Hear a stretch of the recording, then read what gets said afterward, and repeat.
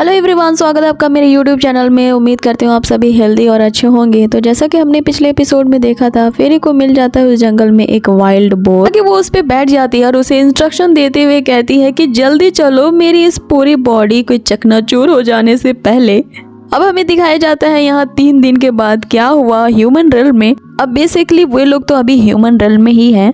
आगे हम देखते हैं कि तेज की बारिश हो रही होती है और फेरी थकी मांदी उस पिक से कह रही होती है कि 3 दिन से हम एक ही जगह गोल गोल चक्कर लगा रहे हैं। तो क्या तुम्हें सचमुच में पता है कि ये चीन माउंटेन कहाँ है आखिर? जिस पे वो पिग हाँ में सर हिलाता है, जैसे कि वो कह रहा था कि ऑफ कोर्स मुझे पता है। अब तभी वहाँ पे कोई आता है और वो पिग दौड़ते हुए उसके पास चला जाता है, जैसे वो उसी का मालिक था।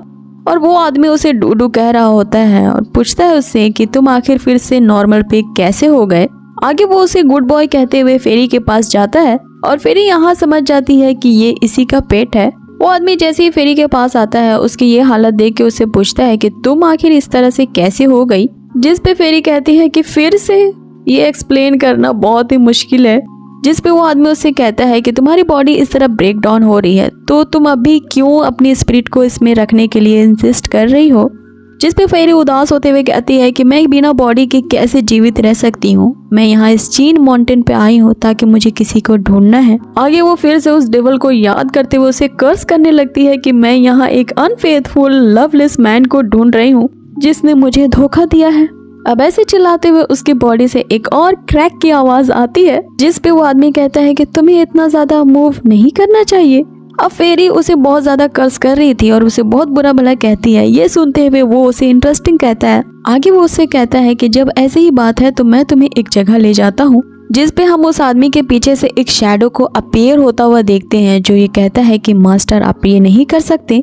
जिस पे वो उसे जवाब देता है कि मैं इस फ्लावर फेरी को लाइक करता हूँ और ये काफी सिंपल है और इसे वहां ले जाना कोई खतरे की बात नहीं। अब फेरी भी उस इविल शैडो को देखती है, लेकिन उसे नजरअंदाज कर देती है, ये कहते हुए कि लगता है कि उसे इल्यूजन हो गया है।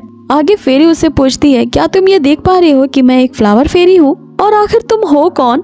जिस पे वो आदमी कहता है कि ऑफ कोर्स मैं ये जानता हूँ कि तुम एक फ्लावर फेरी हो और तुम इस चीन माउंटेन पे आके लॉर्ड चीन से ही पूछ रही हो कि तुम कौन हो।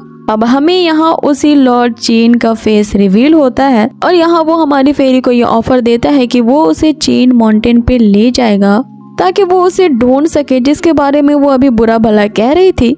लेकिन यहाँ उसकी बेवकूफ़ी देख के वो उससे कहता है कि जब तुम यहाँ पे आई तो तुम्हें यहाँ किसी से पूछ लेना चाहिए कि इस माउंटेन का लॉर्ड कौन है। अब ये सुन के फेरी तो एकदम अचंभित हो जाती है और अजीब से हरकतें करने लगती है, ये जानते हुए कि वो ही इस माउंटेन का लॉर्ड चीन है।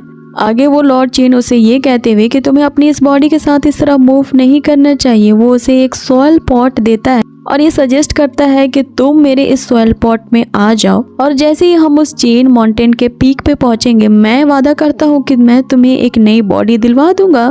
फिर यहाँ सोचती है कि ये देखने से तो बुरा इंसान नहीं लगता और वैसे भी एक मोटा बिग भी इसे ट्रस्ट करता है, तो इसमें कोई खतरे की बात नहीं, मैं इसके साथ जा सकती हूँ। आगे हम देखते हैं फेरी उसे थैंक यू करते हुए अपनी सोल को उस स्पॉट में ट्रांसफर कर देती है और फिर हम उनकी उस ट्रैवल को देखते हैं जहां वे लोग धीरे धीरे उस माउंटेन के पीक पे जा रहे होते हैं। वहां का नज़ारा बहुत ही ब्यूटीफुल होता है। फेरी भी अपनी सोल पॉट से उन सब नज़ारों को देख रही थी।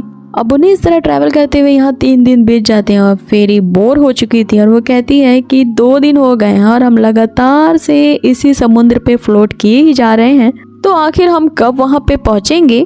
तभी वो लॉर्ड चीन कहता है कि हम पहुँच चुके हैं और इसके बाद हमें एक बहुत ही ब्यूटीफुल सी सीनरी दिखाई जाती है उस माउंटेन की, जो कि सी स्टोन से बनी एक छोटी सी पहाड़ी होती है उस पूरे चीन माउंटेन पे।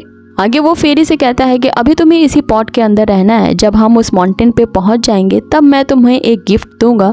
अब उसके इसे गिफ्ट देने की बात पे ही हमारा ये एपिसोड यही खत्म होता है। सो गाइज, आपको ये आज की एपिसोड कैसी लगी मुझे कमेंट बॉक्स में ज़रूर बताएं और अगर ये आपको वीडियो पसंद आई हो तो इसे ज़रूर से लाइक कर दें। मिलते हैं आपसे इसके नेक्स्ट एपिसोड में। Till then take care, bye.